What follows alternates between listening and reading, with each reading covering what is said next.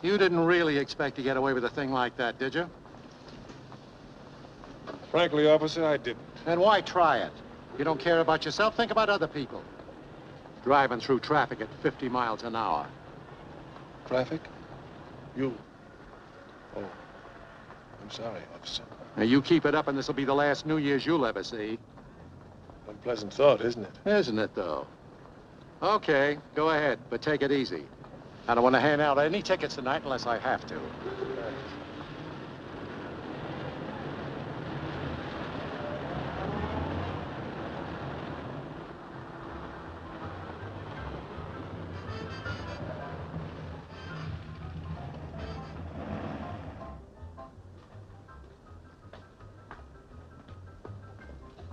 Well, Mr. McAllister, a letter for you, and a Happy New Year. Happy New Year, Mr. McAllister.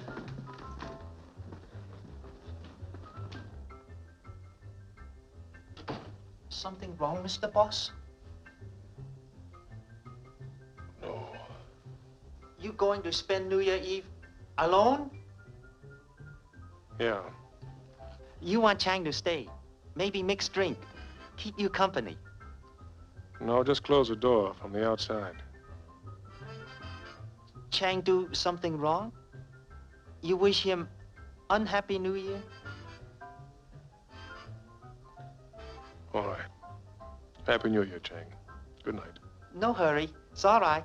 Chinese New Year not for a long time yet.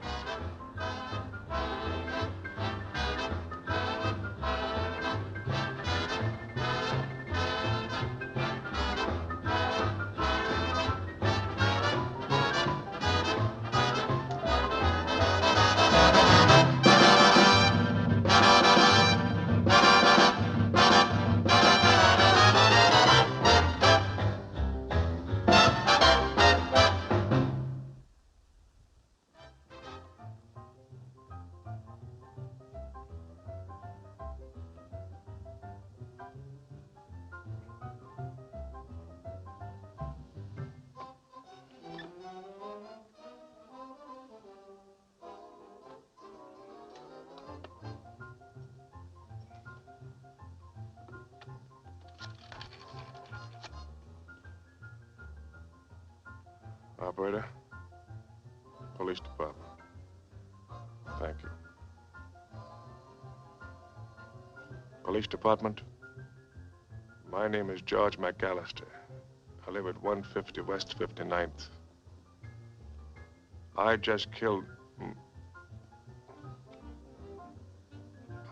man. You'll find his body at Rossmore Apartments, East 7th, apartment 14. What's that? Yes. Yeah, he's quite dead.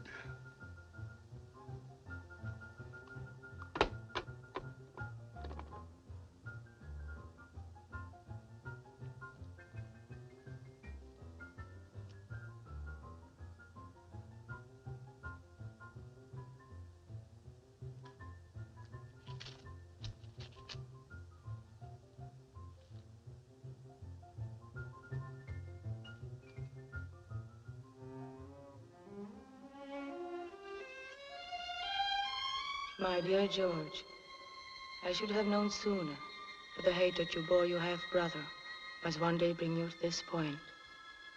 Crime and passion are a bad mixture at best, George. And when the passion is hate, nothing but evil and violence can result. It was shortly after Dr. Mitchell had pronounced his death sentence on your brother Barry, given him only a little more time to live, A few months at the most, he said. And send him deeper into the seclusion of that place he called home. And deeper into the dark mood that seemed to find comfort only in that unhappy organ music of his.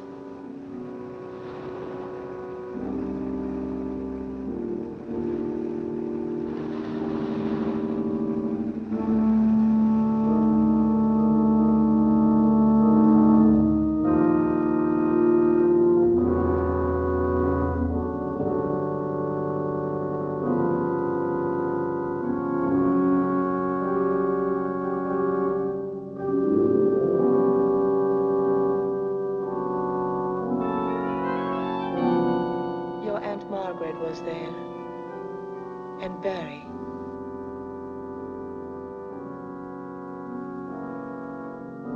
And I, Carlotta Duval.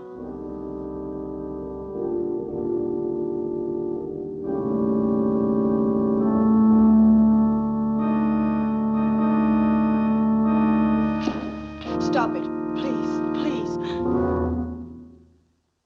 Are you ill, Mr. Val? Don't you care for my music? It's your bedtime, that's all. Why, it's just 8:30. 8:30? Yes, it's 8:30 outside. But not here. In this house, it's midnight all the time. Aren't you being a little dramatic, Mr. Val? Perhaps I am. Sorry. Barry's music relaxes him. Relaxes him? It's killing him. Mr. Val. Barry, my poor boy. So it is my music. I'm sorry, Mr. McAllister. That's all right. But why don't you like it? I don't like it for what it's doing to you. Those depressing dirges you call music are as ugly as what you're waiting for. The girl is insane. No, I'm not. But I will be if I stay here any longer. Just a moment, Mr. Val.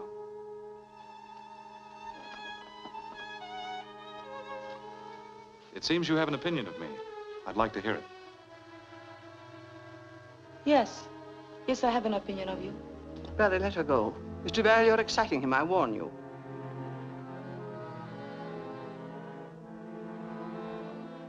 His pulse is very firm. And it'll take more than my opinion to get through that blanket of self-pity you've thrown around yourself. Self-pity? Isn't a dying man entitled even to that? A dying man? To be a dying man, you must first be a living man. You're not living. You have already abandoned life. I'm going to call Dr. Mitchell. I'll save you the trouble. I'll call Dr. Mitchell and ask him to send another nurse tonight.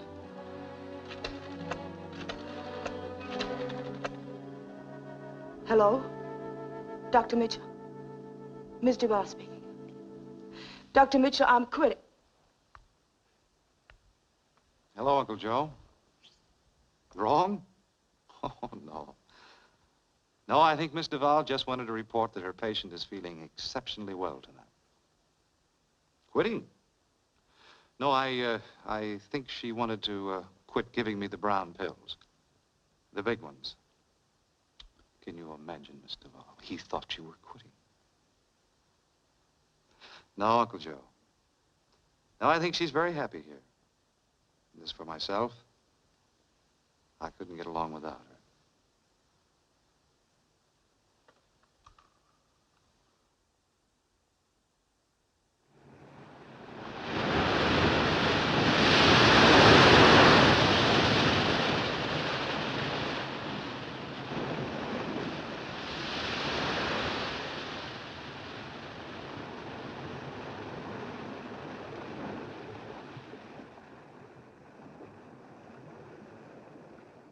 She's very happy here.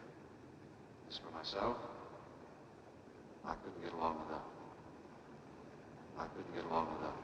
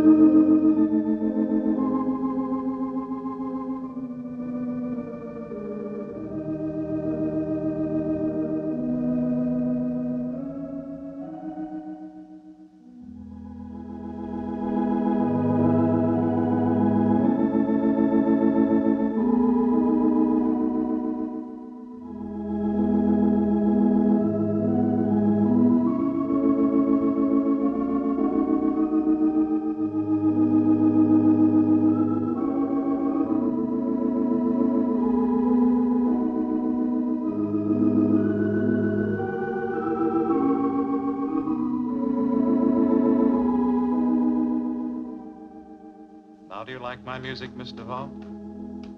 It's wonderful. But why aren't you in bed? I couldn't sleep. Then I did upset you. Yes. Yes, you did. I was thinking about you.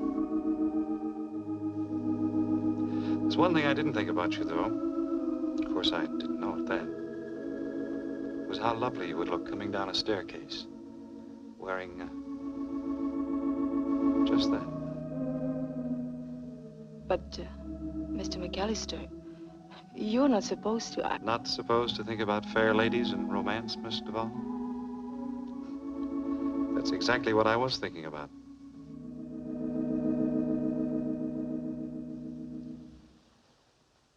Carlotta.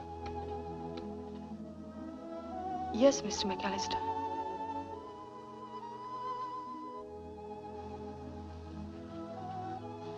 I know I haven't much to offer you except companionship, money, love. It's not much to trade for the happiness I know that you can give me during whatever time is left. Carlotta. Yes. Will you marry me? You poor, poor man. Now you'll never know I would have married you if you hadn't have panicked your name.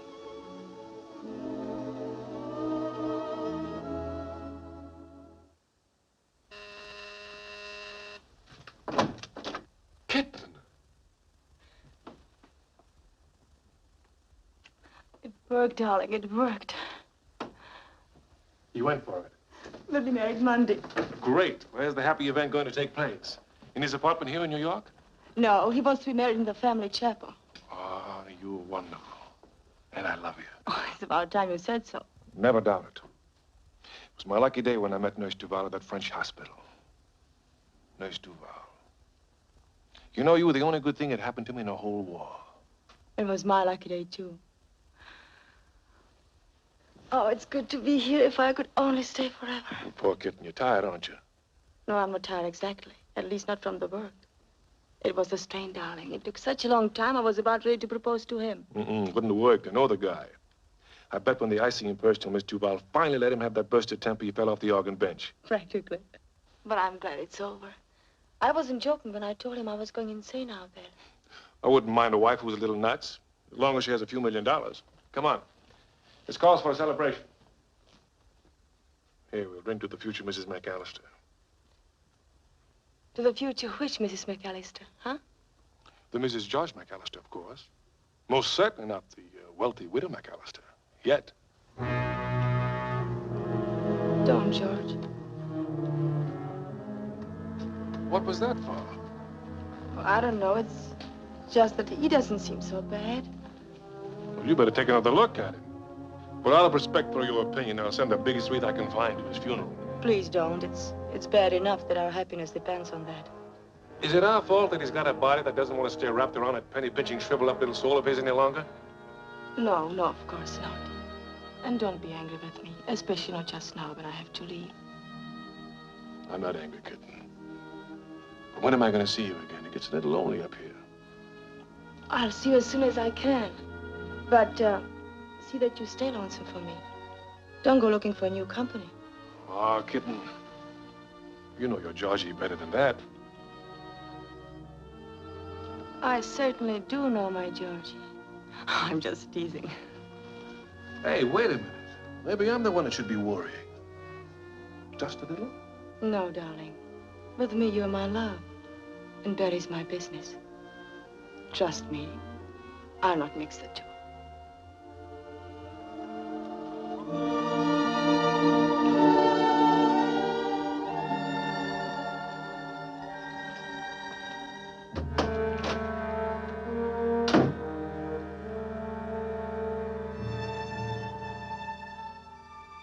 Only dazedly do I recall the next few days. The hours became a solid mold of anxiety. Anxiety over my ability to go through with what we had planned. Over the normal details attending marriage to a McAllister. And then it was Monday, the day of the wedding. And I stood before a mirror dressed as I had once hoped to be dressed for another wedding. All right? Just as pretty as a picture. There ain't no other word for it. Just as pretty as a picture. Oh, I'm glad. Now you'd better go and help Miss McAllister. Yes'm, I sure will. I'll do just that. Something old, something new, something borrowed, something blue, something borrowed. I forgot. Something borrowed? You startled me.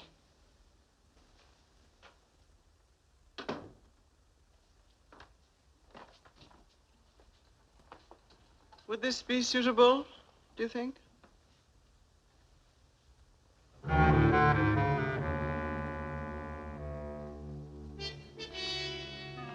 It's quite horrible. Some might think it rather symbolic. I'm tired of your insinuations, Miss McAllister. If you have anything to say, then say it and be done with it. I have only one thing to say, Mr. Val. Don't marry my nephew. Your motives are obvious. I must ask you to leave my room. I have no desire to remain longer.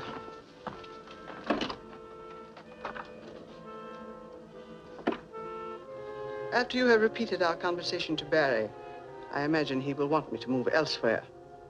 I'll not repeat it to him. And you may stay in this house for as long as you wish. I'm not afraid of you, Miss McAllister. That is a great mistake, Mr. Val.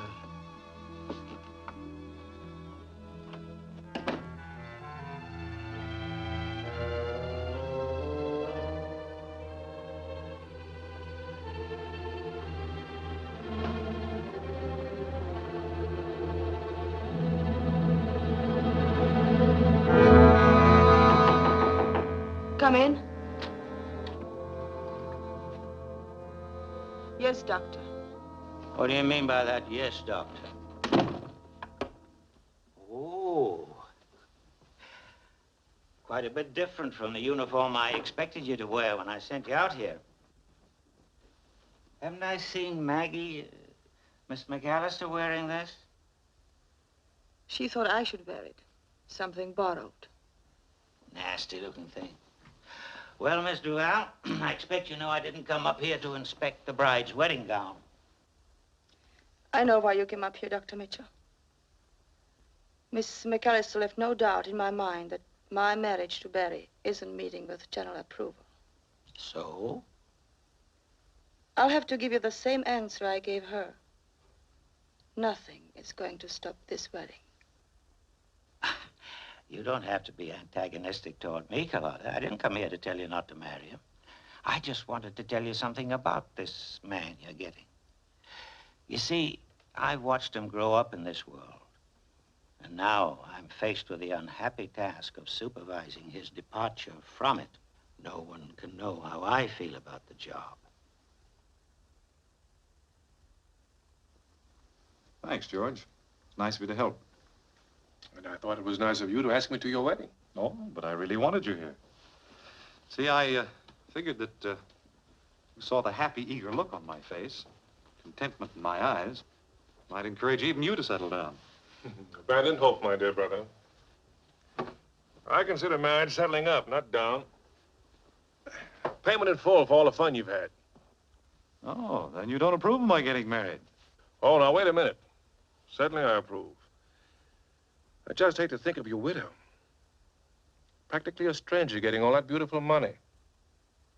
Now, look, why don't you be a good guy and put me back in your will? Oh, no. No, I wouldn't think of it, George. Spoil our lovely relationship. You see, you're the only relative I have who isn't waiting for me to join our ancestors. Probably because you have nothing to gain by it. Yeah, that's possible. But I certainly would like to be mentioned. Oh, you're mentioned. You get $1. $1? You could at least make it 2. Cab fare to the funeral. You're making a mess out of that tie. Let me fix it. This girl you're marrying, she's after your money, of course. She's going to get it, whether she's after it or not. If you think that's what she's marrying me for, you don't know her. That's right. But I've known a lot of women in my life. They're all alike. This girl's different, I tell you. Her smile when she gives it is an instant of complete happiness. The touch of her hands is a lifetime of pleasure. Make her my wife will be the achievement of all the beautiful dreams I've ever known. Oh, no. Ever felt that way about a woman, huh? No. And in all apologies for your flowery description, there is no such woman. No? No.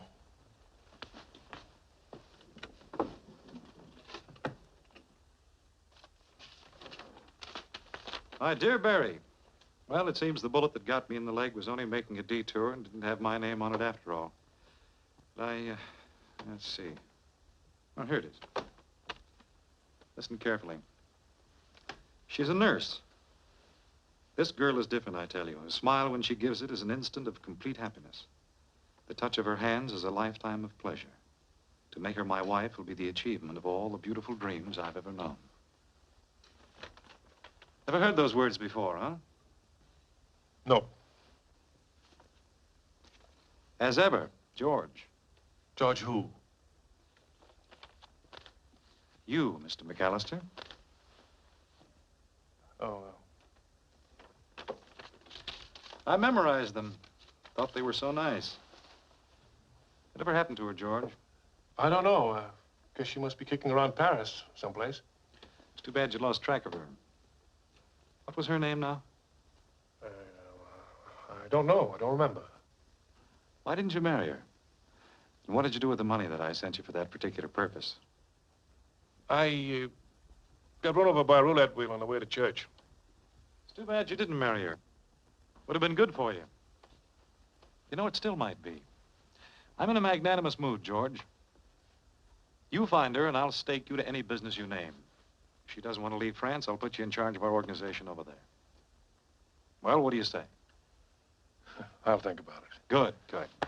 Oh, by the way, I had the office make out a check. Sort of a wedding present in reverse. From me to you. Why? $10,000. Thanks, I certainly can use it. That's what I figured. If getting married puts you in this kind of mood, we should do it more often. I hope you'll take my advice. About what? Find that girl and marry her. Yeah. I'll see if I can remember her name.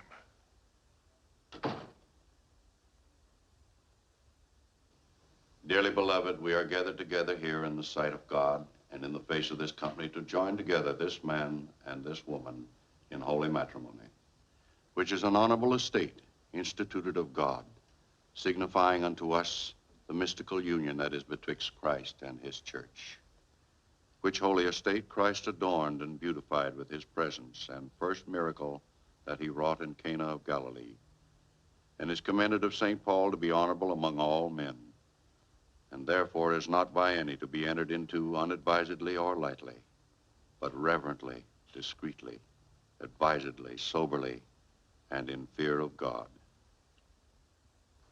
Into this holy estate, these two persons present come now to be joined.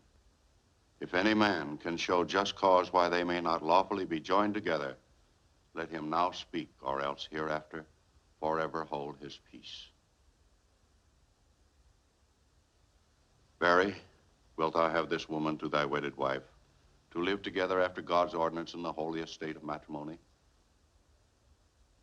Wilt thou love her, comfort her, honor and keep her in sickness and in health, and forsaking all others, keep thee only unto her, so long as ye both shall live? I will.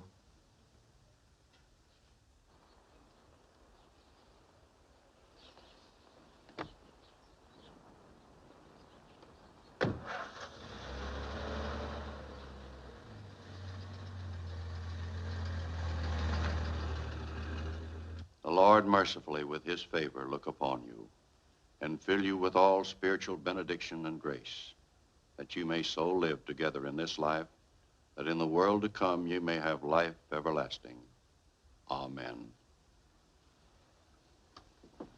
I wish you both much happiness. Thank you. Thank you.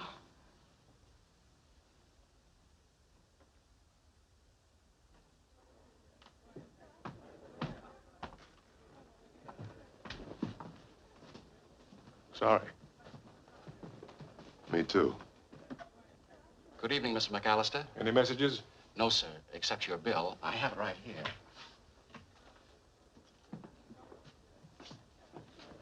This includes the current month. Well, get that worried look off your face. I'm going to pay it. You are? Fine. Although we never really worry about your account. I'll bet you don't.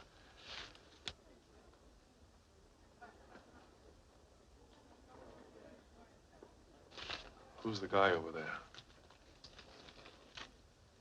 I don't know. Put the receipt in my box, will you? Thank you, sir.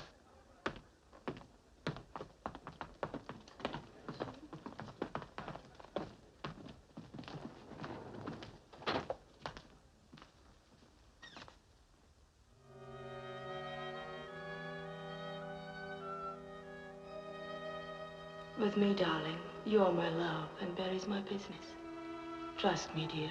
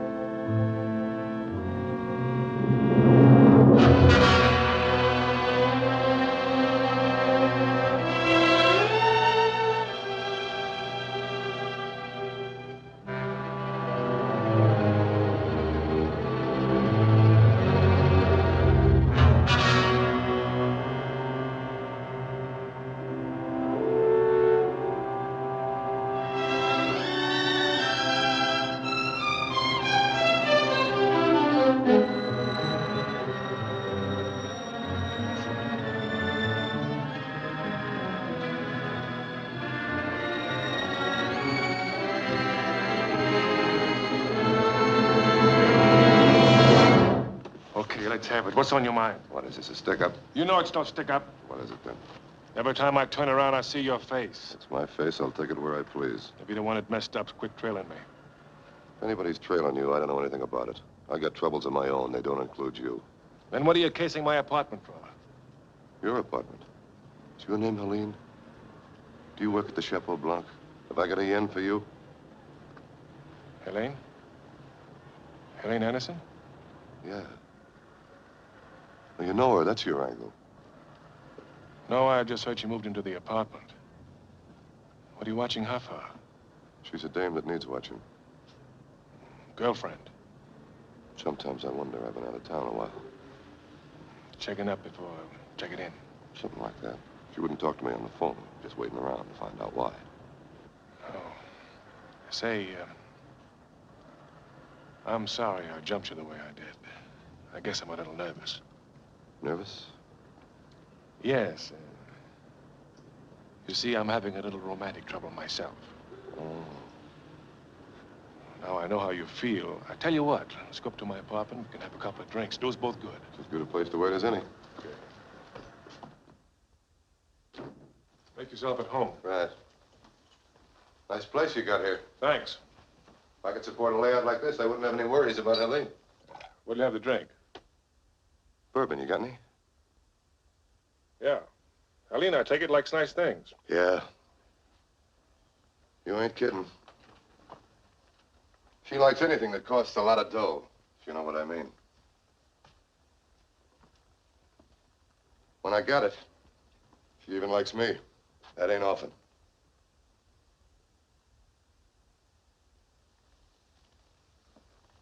I don't know what kind of trouble you're having with that dame of yours. Bet she ain't two-timing you. What makes you so sure? Her face. This dame's got class.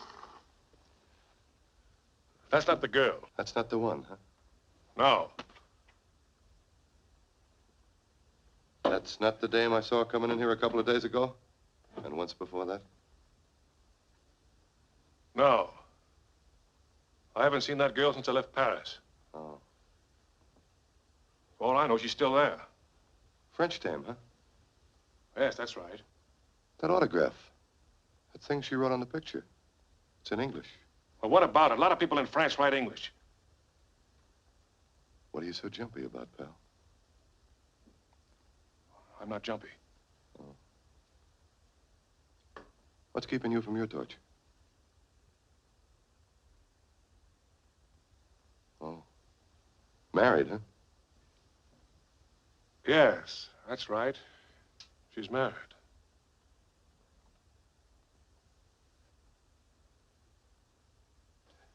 Say, Ernie, do me a favor, will you? Go in the kitchen and get me some ice. Ice? Yeah, over there. Oh. Want to call her, huh?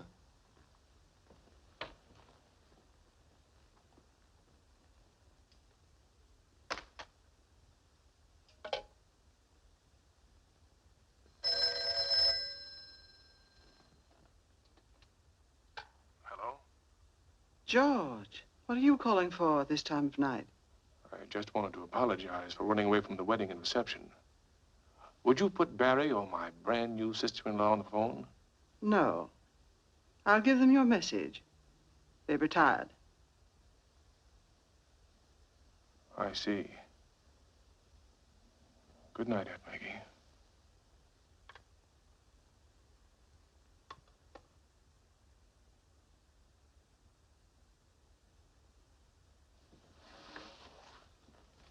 That's the trouble with having a girlfriend who's married.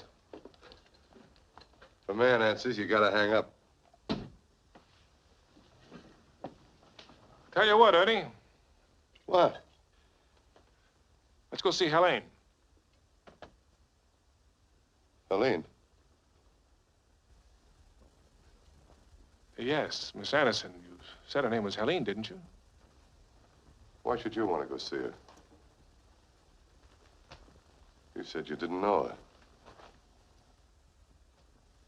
Well, I just feel like going someplace. I feel as though I owe you a little entertainment. Oh. Come on, take you both to dinner. She's working, singing. All right. We'll go there and wait till she's through. Between the two of us, we can convince her that Ernie Hicks is a man of importance. Oh.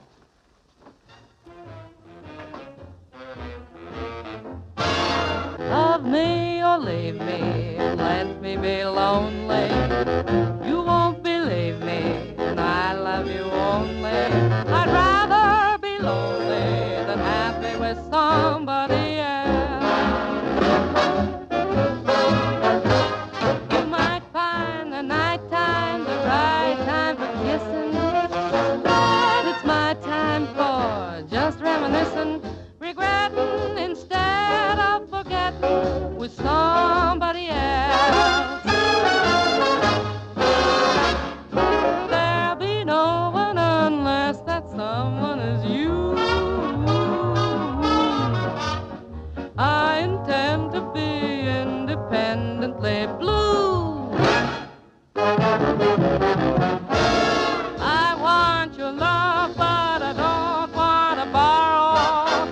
To have today and to give back tomorrow. My love is your love. There's no love for nobody else. Nighttime is my time, 'cause nighttime is the right time. My love is your love. There's no love for nobody else.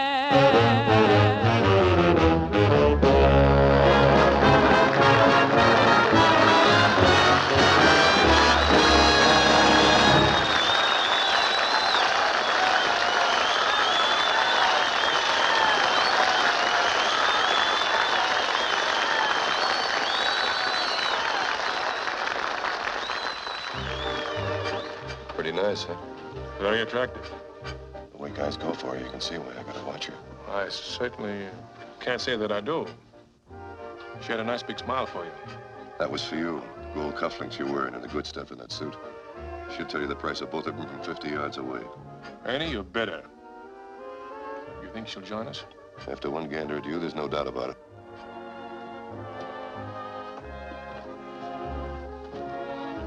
Hello, Ernie. Gee, I'm glad to see you. I sure missed you. Oh, excuse me, Miss Anderson, I want you to meet my friend, Mr. McAllister. How do you do? How do you do? Sit down, won't you? I sure missed you, kid. You said that already. Why wouldn't you see me when I came back to town? I told you over the phone I've been too busy with rehearsals. I've heard it said about great singers, Miss Anderson, that when rehearsals come in the door, romance flies out of the window. Or was it vice versa? Yes, I guess it was vice versa. I guess. Anyway, it's nice to have you join us. Will you have dinner with us? Sure, I'd love to. Oh, swell. This time the dinner's on him. Next time it's on me. Fine. After tonight, I was going on a diet anyway. Say, where did he pick you up? I didn't pick him up. He picked me up. That's right. We're going to have a lot of fun together. We've got a lot in common, Mr. McAllister and I. What's he talking about? Oh, you're drunk and I'm hungry. I think we better let Mr. McAllister order. The menu's printed in French. He had a French girl in Paris. How nice. Oh, you better order some champagne. Goes good with French food.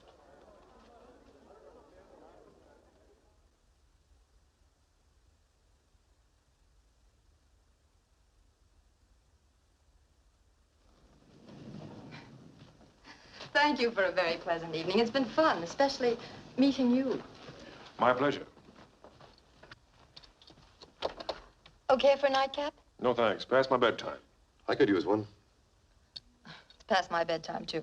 Good night, Mr. McAllister. Good night. See you around, Ernie.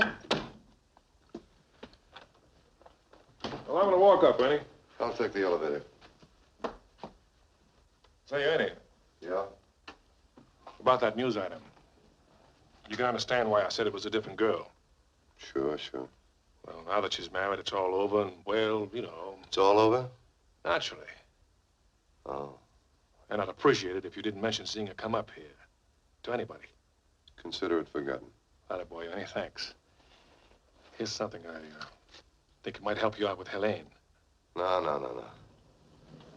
I wouldn't think of it. I'll be seeing you.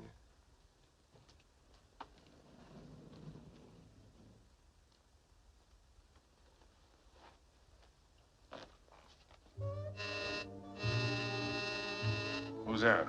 It's me. Hi, neighbor. Howdy, ma'am. Long time no see. Well, I decided I'd have that nightcap alone, but when I looked in my bar, no whiskey.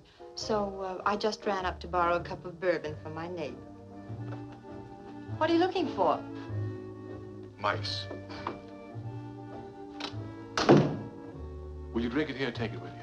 I think I'll drink it here.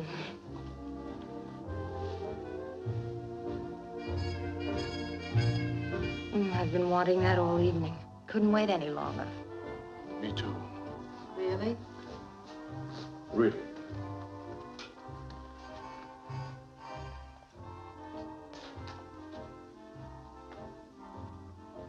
What are you looking for? My picture. Where have you got it? In the... No, it's not in the kitchen either. It's right there on the desk. I just left it there till I got a frame for it. I forgive you. It's a good thing it was in the drawer when Ernie was here. Why didn't you tell me you knew him? Ernie? Yes, Ernie. I forgot. Of course, you know he's slightly jealous. Oh, he gives me a pain. Say, how did you ever get mixed up with him? I know, felt sorry for him, I guess. He's nuts about you. Oh, he's nuts, period. But he's a troublemaker, and if you take my advice, you'll brush him fast. So? Why do you let him hang around? I won't, Georgie, if you don't want me to. I wouldn't take the responsibility. Just for that, I think I'll take this and drink it alone. Good idea, kitten. But I didn't mean it, George. I don't want to go. You need your beauty rest. Good night, kitten, and happy hangover.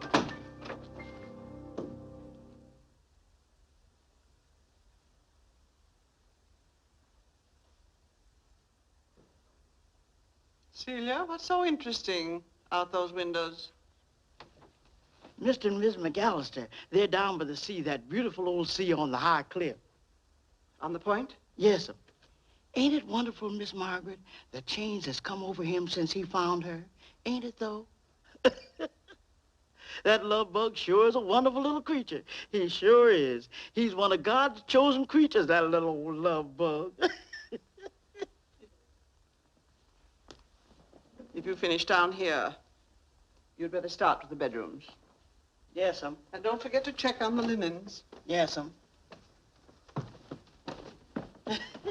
That little old love bug is still all right.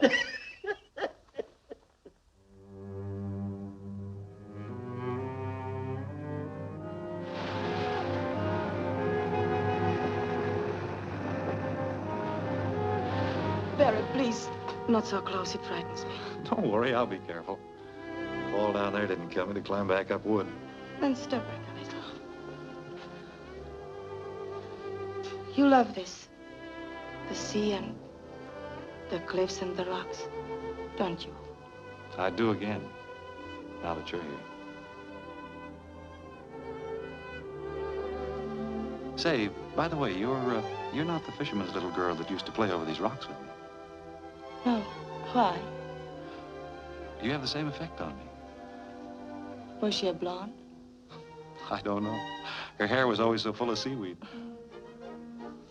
Yeah, we built beautiful, wonderful air castles, my little beachcomber and I. I was going to buy her the whole world, starting out with a marble palace and a golden yacht. But she was a realist. Decided she'd rather start with a bracelet. So I went without my lunch for a whole month and bought the bracelet. I bet she loved it. She never saw it. George showed up that summer, and I lost my little beachcomber. George stole your girl? Oh, sure. George always stole my girls. You know, by a peculiar coincidence, I just happened to have that bracelet with me.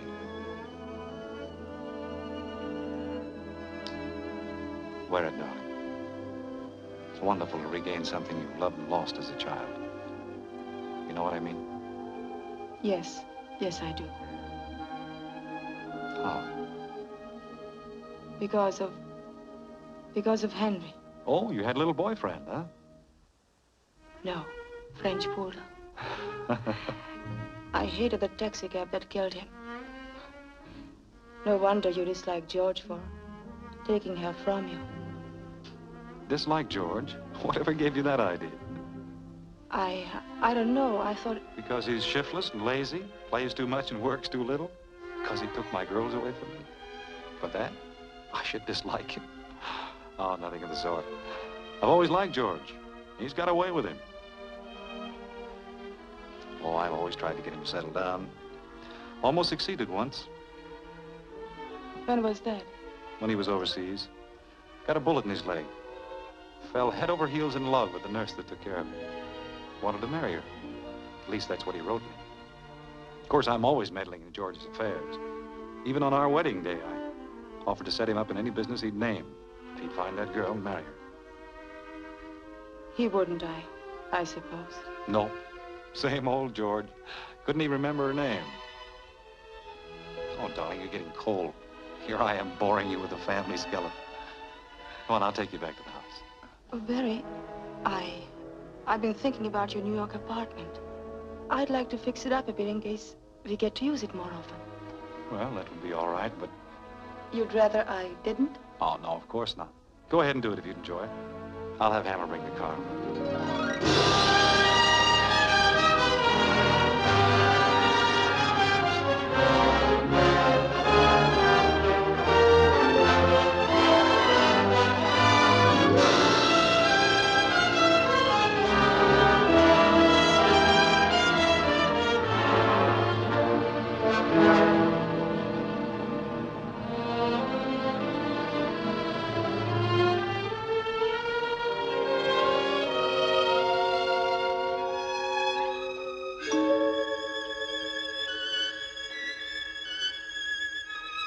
I told Barry I was going shopping.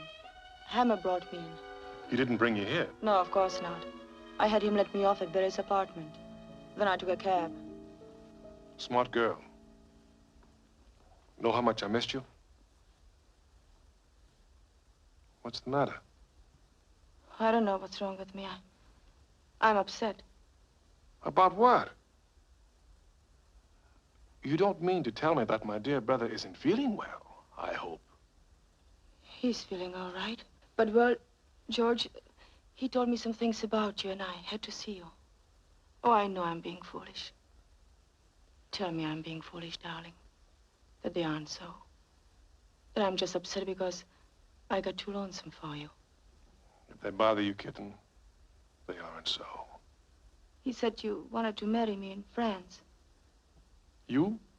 Well, he said a nurse in France. I knew he meant me. Well, say that's so. If I hadn't been broke. But he sent you money. So what? Then he did send you money. Yeah, he sent a little. But why didn't we get married? What did you do with it? I don't know. Bought you some poses or something, I guess.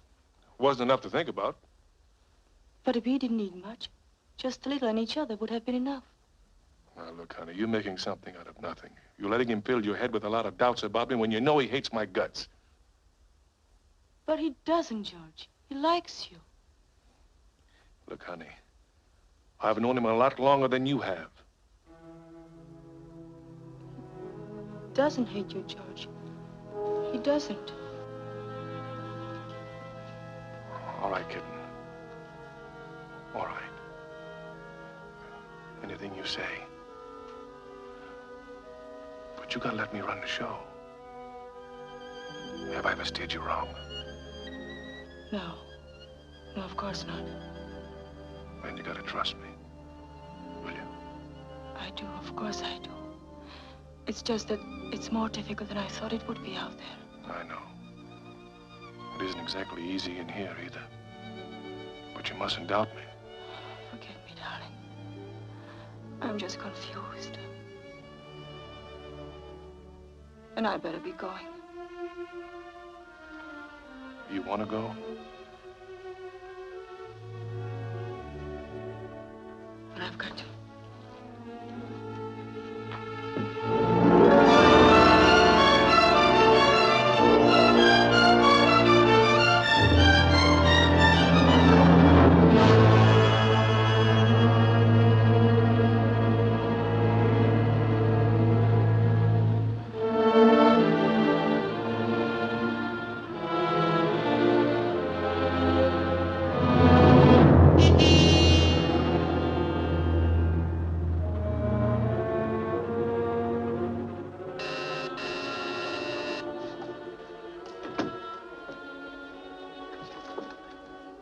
Hi, Georgie.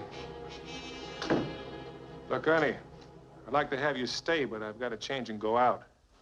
I won't interfere with your dressing. Got something I want to talk to you about. All right, what do you want to talk about? I'm in a hurry. Going out, huh? Yeah. Oh. Well, what is it? How many bedrooms you got here? One? Oh. Is that your idea of something important to talk about? Thought I might move in with you. Second thought might taste a little snappier than this. What makes you think I'd let you move in with me? Well, seeing as we're in business together, I figured we might as well live together. Since when are we in business together? Since your brother's wife parked her car in front of your brother's apartment downtown and took a cab up here, I wouldn't if I were you, Georgie. I should have spotted you for a stinking blackmailer the first time I saw you. I wasn't a blackmailer then. You'd almost say it was your idea. What was being followed? That and Helene. Helene? She won't have anything to do with me. Seems she's got a yen for somebody else. I can't help you there. No? No. Oh. I think you can. When I got money, Helene feels different towards me. I don't get you. I offered you some money the other night. Why didn't you take it? Small money, Georgie. Small money. You know, the minute I laid eyes on you, I knew I was in business. Big business. That shocks you, doesn't it? You'd be amazed how talkative the servants are out at your brother's place. Why didn't you tell me you only had a couple of months to live? Or maybe less now that he's married to your Carlotta.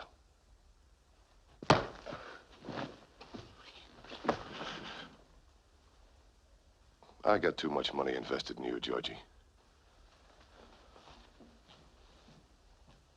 Pour me one, too.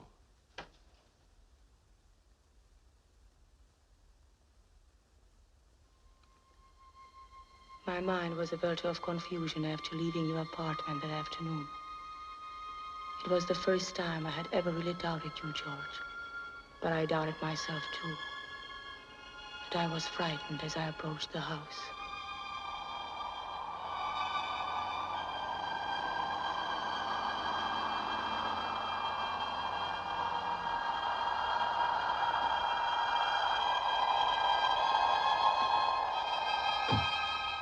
I felt I couldn't possibly face its occupants. And to my mind, the very house itself scowled disapproval of me. I felt the wind shriek its hatred, and the ocean, always angry and threatening, seemed to be reaching for me, trying to drag me by force from this place which Barry loved, and in which I was an imposter. I started for the house. An impulse made me turn, and then go toward the chapel.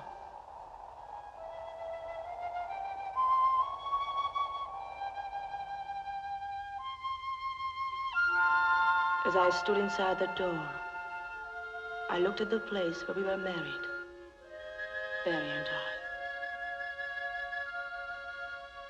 Then I seemed to hear bells.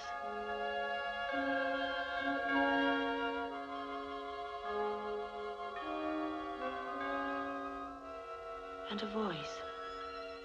I pronounce that they are man and wife.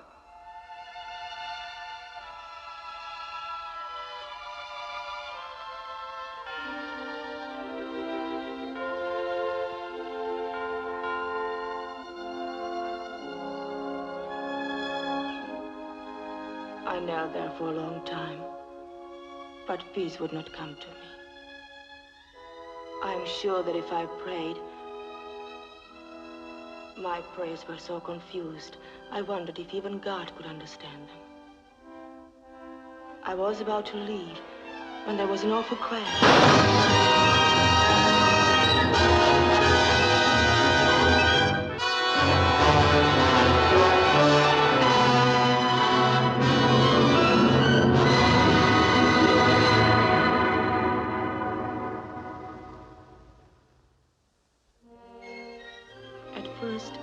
The light unearthly, and that I was hearing our wedding music in my imagination as I had heard the bells and the words of the minister. Then I realized the music I was hearing was coming from the house, but the sudden peace and clarity in my mind were not imagined. You weren't in my thoughts, George, as I hurried from the chapel.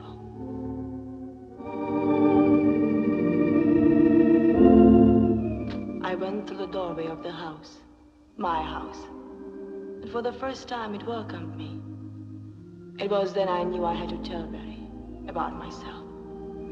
The thought, instead of frightening me, brought me comfort. Please don't stop.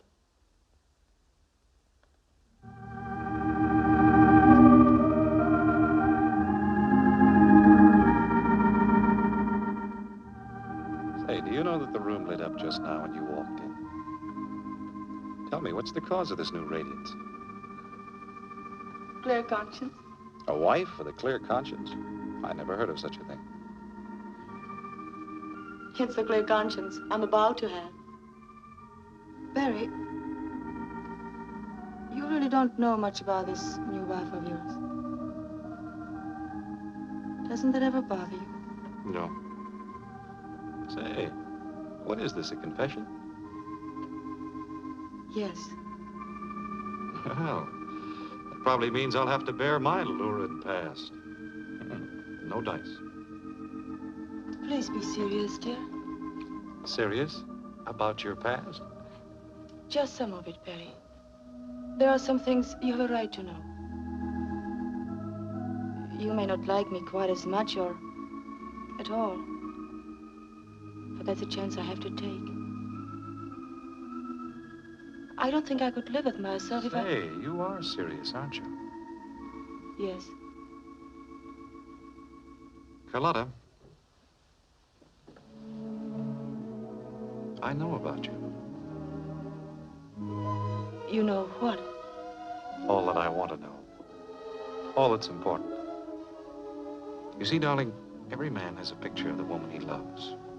Mine is a picture of a pretty little girl that grew into a lovely young woman. Put on this earth for the sole purpose of bringing happiness into the life of Barry McAllister. Humor me, Carl. Let me look at my picture. See what I see. But it's not exactly the truth. Of course it's not. You're such a good little girl, you want to tell me all about the time you held hands with a neighbor boy. Don't do it. I know it may sound funny to you, but, well, even that, just don't do it. That was Barry. I looked at him with new eyes then and in the days that followed. I even looked at him for all the things you had found hateful, George. And I looked in vain. They weren't there. All I could find was kindness, gentleness, and appreciation for the little I gave.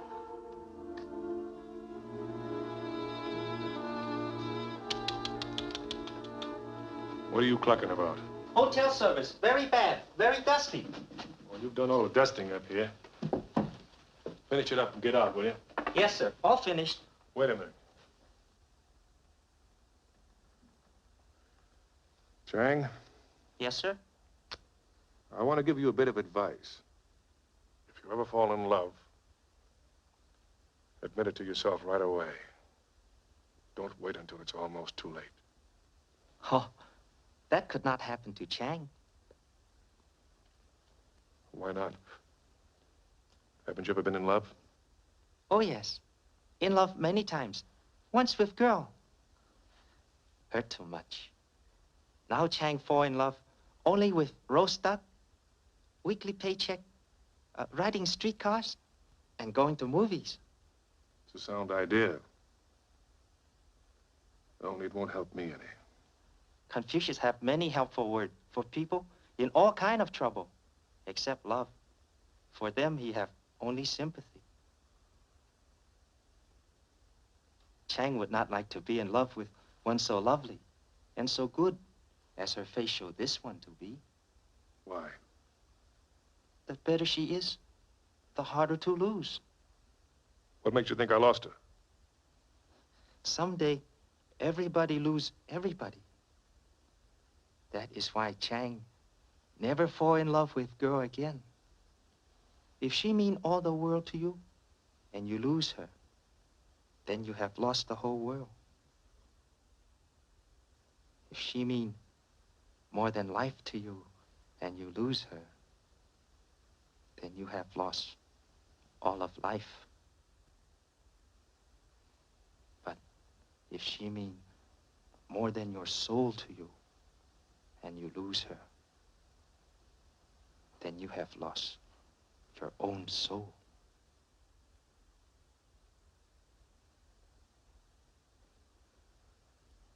Confucius say that? Maybe Confucius. Maybe Walter Winchell. Chang remember only the words.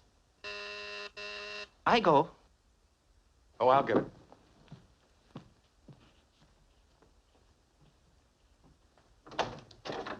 Hi, neighbor.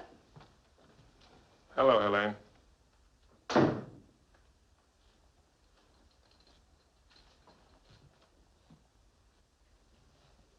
Confucius would be much confused. You shouldn't have come today. I'm in a stinking mood. Good. I'll get stinking with you. I don't mean drunk. Oh. Just don't feel like entertaining anybody. Well, then I'll entertain you. Come on. Tell the neighbor lady what my big baby's sulking about. I'm not sulking. I just feel like being alone. Can't you understand that? Ooh, you really are in a nasty mood. But I don't mind.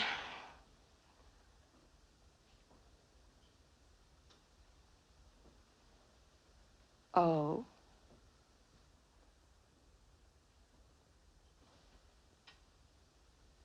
So this is the reason my picture stays in the desk drawer, hmm? Don't be silly. That's only a girl I knew a long time ago. Don't you be silly. I read the social columns as well as the funnies, dear. This picture isn't as good as the one in the papers when she married your brother. All right. So she's my brother's wife. What's wrong with that?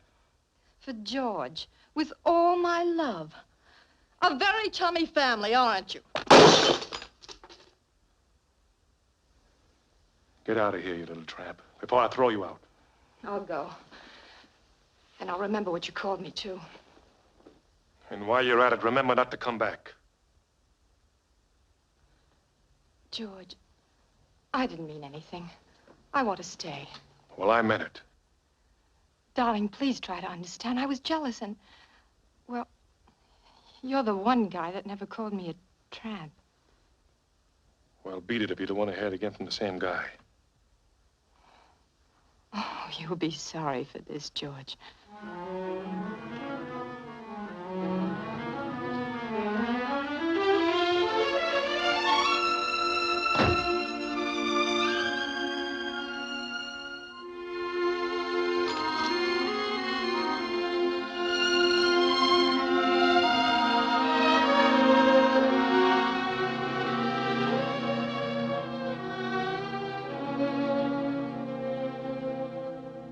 Do you wish to see me? Yes. Elaine Anderson's the name. I don't believe we've met before. No, we haven't. But we have a mutual friend, and I thought we should know each other. A mutual friend? Yeah. Georgie. Georgie. You mean George McAllister? I don't mean George Washington. Perhaps, Miss Anderson, you'd better tell me just why you're here. Sure, why not? I just came up to tell you that Georgie is all yours. Or didn't you know we'd been dividing him up to now? I still don't know what you mean. Oh, snap out of it. I know you're French, but you've got a pretty firm grip on this country's language. It's too bad you don't know more about the men. He's a stinker and you can have him. Is that plain? George is my husband's half-brother. I'm not interested in his personal life. Half-brother, that's all, hmm? Yes. For George, with all my love, Carlotta. Oh, and I hope you forgive me. I broke the glass in the picture. Oh. So this is blackmail, then? No, it isn't blackmail. It's just that I want to see a few other people get what's coming to them for a change. And I intend to do it, too. Carlotta. Oh, I'm sorry, darling. I didn't know you had company. That's all right, dear. This is Miss Anderson, my husband. How do you do, Mr. McAllister? How do you do? She, Helene, just learned where I was living, and I figured she'd be very happy to see me. An old friend, eh? Fine. Are you a nurse, too, Miss Anderson? why, You might say that we've taken care of the same patients, Carlotta? yes. Good. I wish more of her friends would come. What's the matter, darling? Aren't you feeling well? You look pale. Pale? How is your imagination, dear? Just the same, I'd better have Dr. Mitchell take a look at you the next time he's here. Well, I imagine you girls have a great deal to talk about, so... Yes. Yes, I could talk all day. Well, I'll be running along then. Goodbye, dear. Nice meeting you, Miss Anderson. Come see Carlotta again real soon. Please do.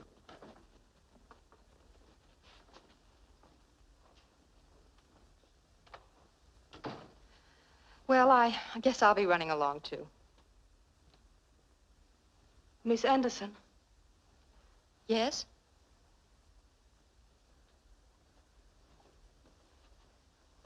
Thank you. For telling you about George? No. For not telling him? Well, why should I? He's a nice guy. You ought to take good care of him. Well, happy, happy.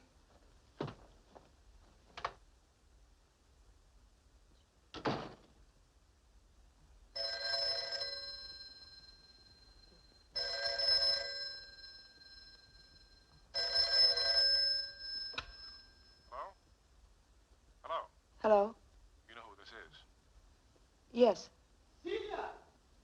Just a minute.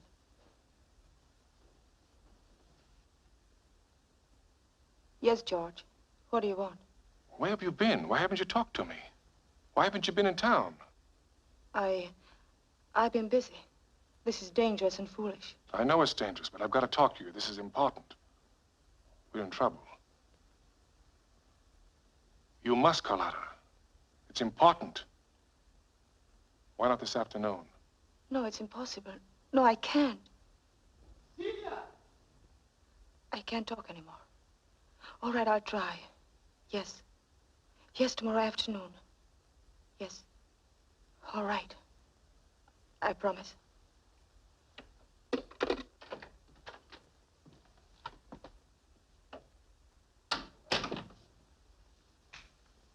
You didn't ask her for the dough. Over the phone? Don't be stupid. Suppose she can't get the money. Or won't. She can and she will for you. Especially when she knows how important it is. Why do you have to have it now? Why can't you wait? It's Helene. All of a sudden, she's changed. She came back to me. Do you understand that? I told her I was coming into some dough. An inheritance, I said it was. She agreed to marry me right away, tomorrow. Then we'd take off on our honeymoon. You better get me that dough, George. Fast. I'll see what I can do. I can't promise anything. Oh? Maybe I better contact her direct. Wait. I'll get it.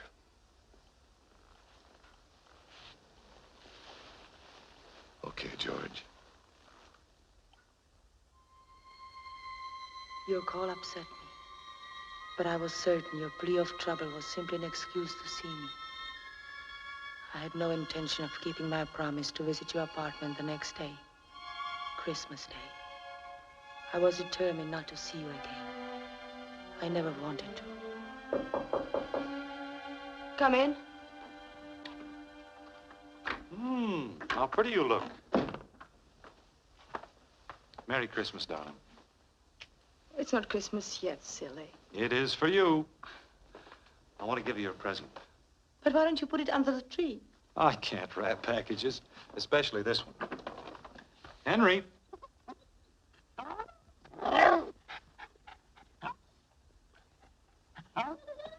Henry.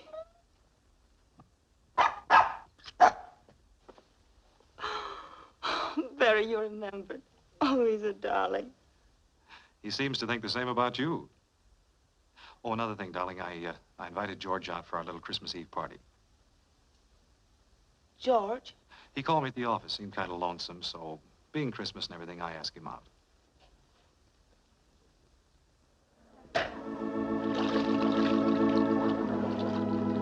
Merry Xmas. And that's a fact.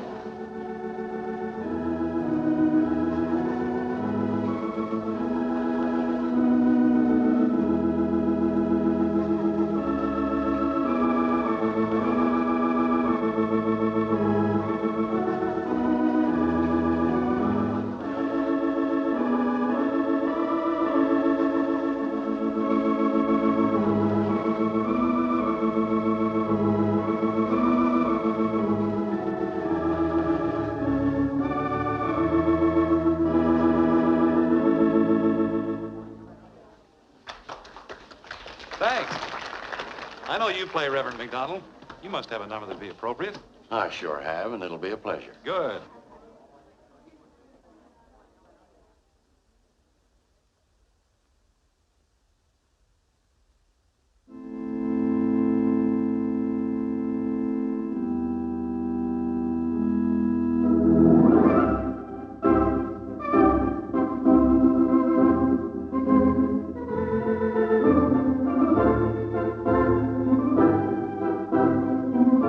You were about to ask your wife to dance, I presume.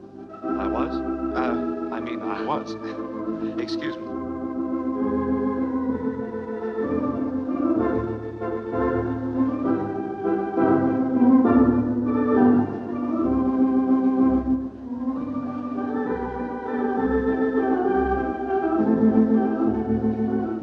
Maggie.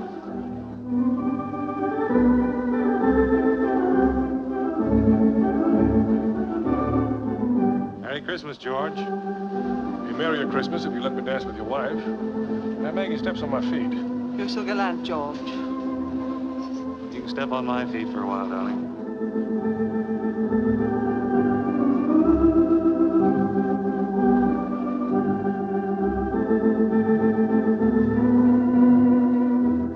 You've been avoiding me all evening. I couldn't help it, Carlotta, I've got to talk to you.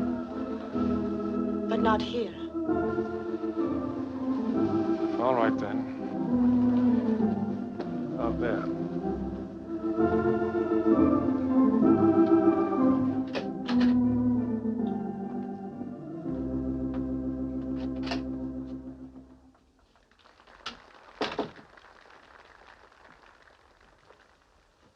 No, don't, please.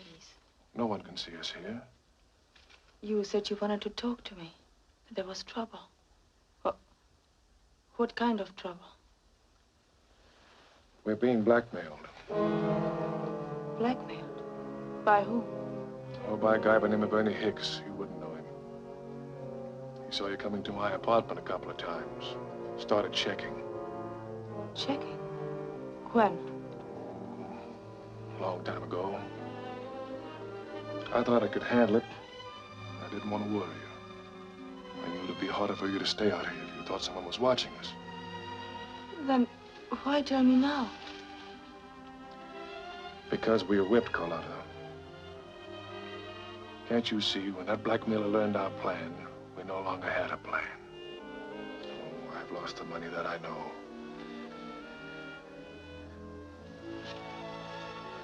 But I don't want to lose you, too. What do you want me to do? Leave here. Tonight. Now. Leave here? Why, I can't. Why can't you? Are you trying to tell me you love Barry? Don't you want to come back? To me? He's wonderful to me. I won't hurt him. Maybe you won't, but I might. You're mine. You belong to me. And you're going to come back to me, no matter what it takes. You understand? Well, what about it? Let me think. Oh, there you are. Darling, some of the guests are leaving. I knew you'd want to say goodnight. Yes, of course. George was just saying good night, too. Oh, nonsense. You're staying over for breakfast with us, aren't you, old man? Sure. Sure. I was afraid you weren't going to ask me for a moment.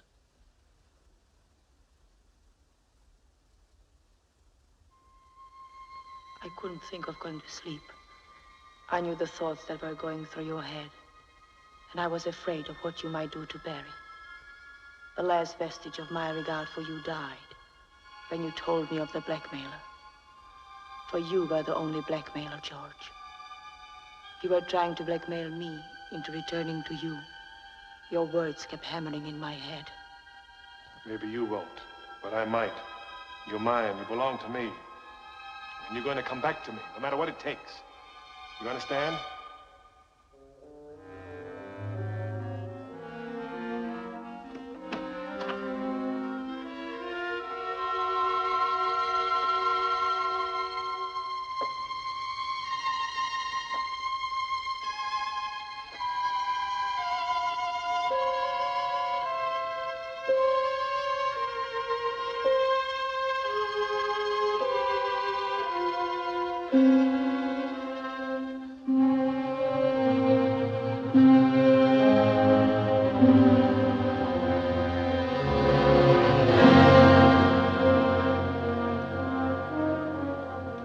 Aren't you asleep? Because I'm not sleepy. Why aren't you asleep? Oh, I know. You couldn't without kissing little Georgie goodnight. I was nervous and worried. And you had to kiss little Georgie goodnight, didn't you? Yes, that too. George, Do you still carry that gun with you? My little baby? Why, sure. Every place I go. Let me have it. Why? I'd like to keep it for you. Mm-mm. I'll give it back to you tomorrow. Really, I will. You worried about Barry? I just don't want anything to happen to either of you. You're in love with him, aren't you? Oh, George, why don't you go to bed? I want a straight answer. Are you in love with him? Well? No. No, George. That's good.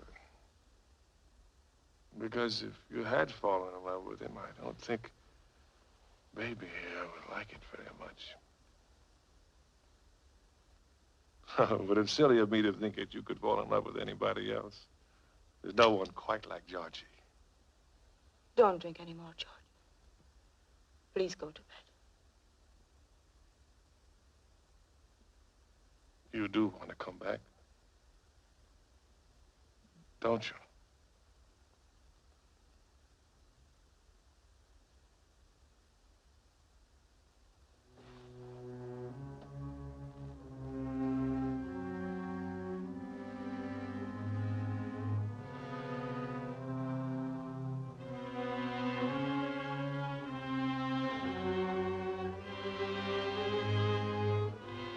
Sure you do.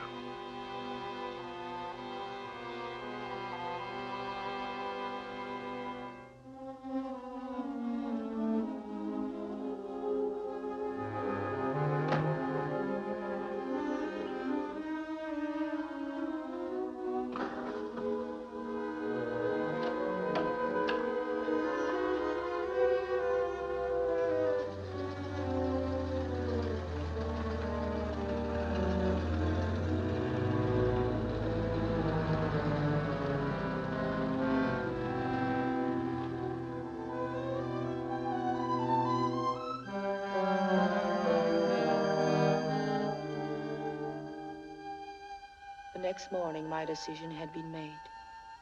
I suddenly realized that you would kill him before you would give me up. But I was returning to you without my heart and soul. I waited until Barry left and then wrote him a short note. I couldn't tell him very much. Certainly not the truth. Not after he had said, You're such a good little girl, you probably want to tell me about the time you held hands with a neighbor boy. But don't do it. Oh, I know it may sound funny to you, but, well, even that, just don't do it. and so I blamed my own weakness as a person unable to find happiness and asked him to forgive me for running away. For he is such a good man, Father. You understand why I must do this to him. Comfort him and make him strong and well. And bless him, Father. Bless him every minute of every day.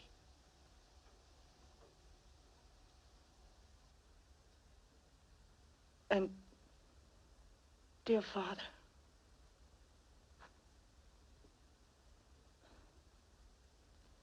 help me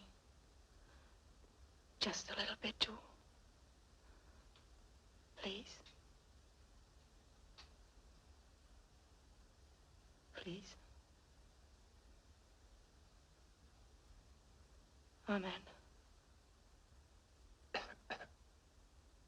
That was a lovely prayer, Carlotta. Dr. Mitchell, I didn't know you were here. Forgive me. I started to speak and then I didn't want to interrupt. But how do you happen to be in here? Oh, to tell the truth, I often sit in here for a moment when I'm out this way. Nice, quiet place to write prescriptions. Remember my Latin better in church.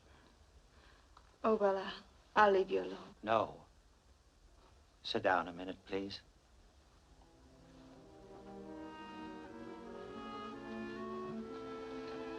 I was going to the house. I wanted to talk to you about Barry. He isn't worse. No. You must have prayed for him many times before, Carlotta, because he's much better. Much better. I'm so glad, Dr. Mitchell. Are you? Of course I am. Well, that's funny. Because when you were praying up there a minute ago, I almost got the impression you were leaving him, going away.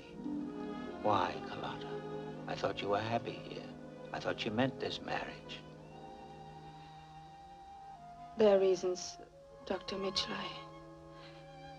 You don't know. I can't tell you. I know you've done wonders for your husband. What else don't I know? Dr. Mitchell, for many years, George and I know. I know about you and George. You do? Quite a while. A doctor has to know a bit about his favorite nurse. But why didn't you say anything before? Why? I considered it, yes. I was just about to speak up when I looked at Barry's face and I realized he had found the medicine he needed. And, well, I love Barry as my own son. Dr. Mitchell, I'm so confused. You see, I love him too. Then why are you going back to George? He's desperate. I'm afraid of what he might do to Barry. Did he threaten you? Yes. Yeah, he'd carry it out too. Well, that leaves just one thing for you to do. What? Uncle Joe's going to recommend a sea voyage for his patient with his wife. Take him away, Carlotta, for 6 months, a year, 10 years if he's having fun. The Queen Elizabeth sails New Year's Eve. Be on it. With Barry? Is he well enough? For his honeymoon? Under your care, it looks as though he'll outlive the lot of us. Thank you. Thank you, Uncle Joe.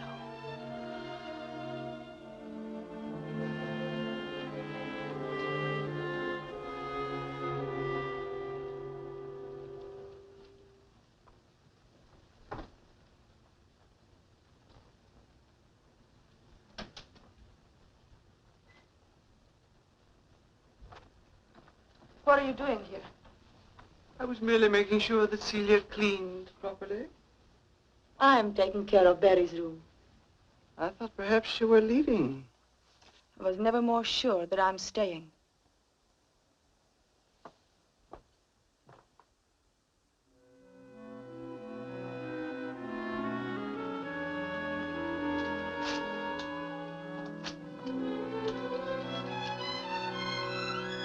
Not until it was burning did my happiness return.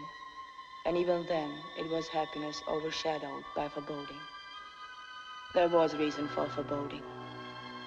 Barry told me later that you wanted to see him in his New York apartment before we sailed, and that he had agreed to meet you, alone. Then I knew I must write this letter. I'm pleading for my husband's life and our happiness, George. But even as I write, I seem to know it will do no good. There's a great fear in me of what will happen when you and Barry meet. I beg of you, have mercy, George. Late, kitten. A little late.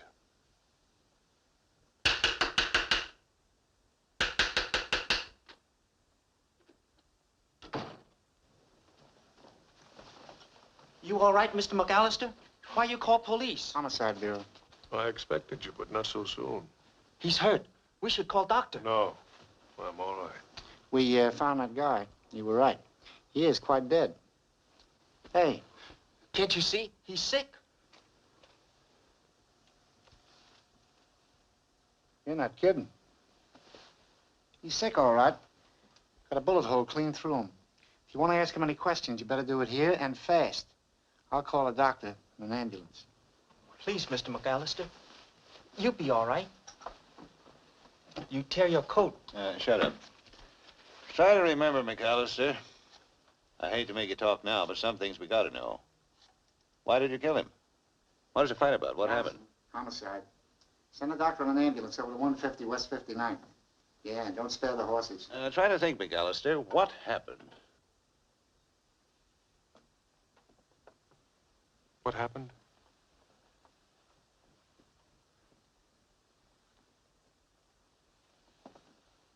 I tore my coat.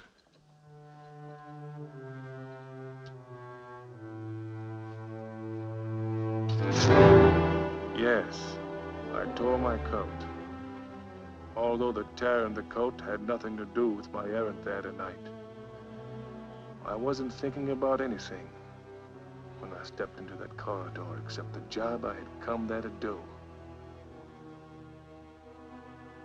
He crossed me for the last time.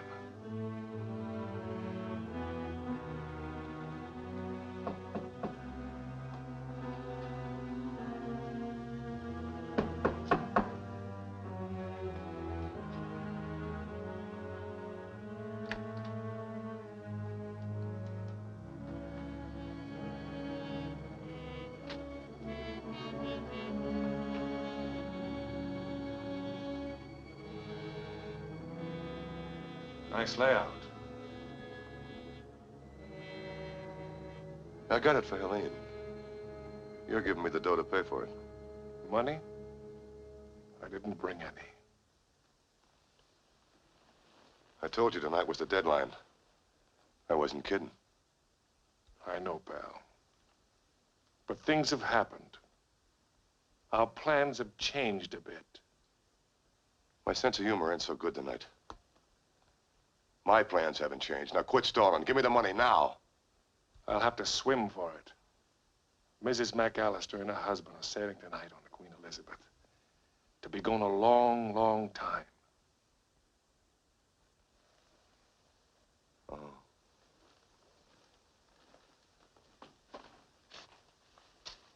Where are you going? To the docks. To wish him bon voyage.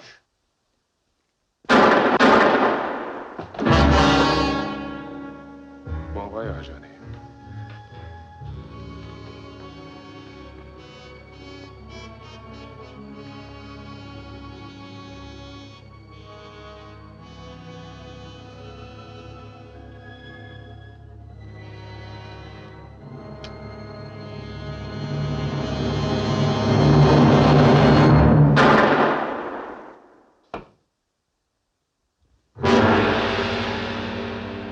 Mr. McAllister. Mr. Boss. Please. Yeah, snap out of it. I got a couple of more questions.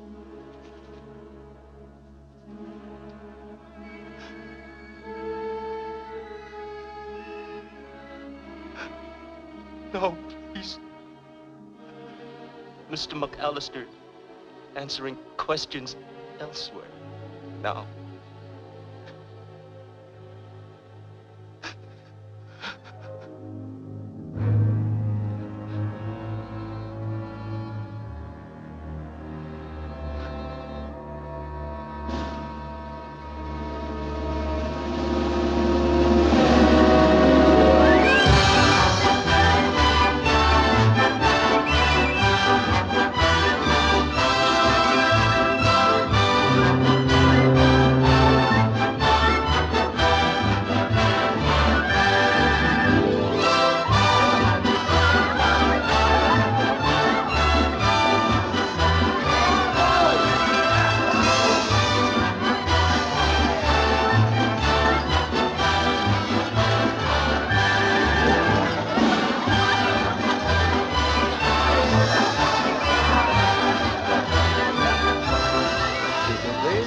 Mr. and Mrs. McAllister?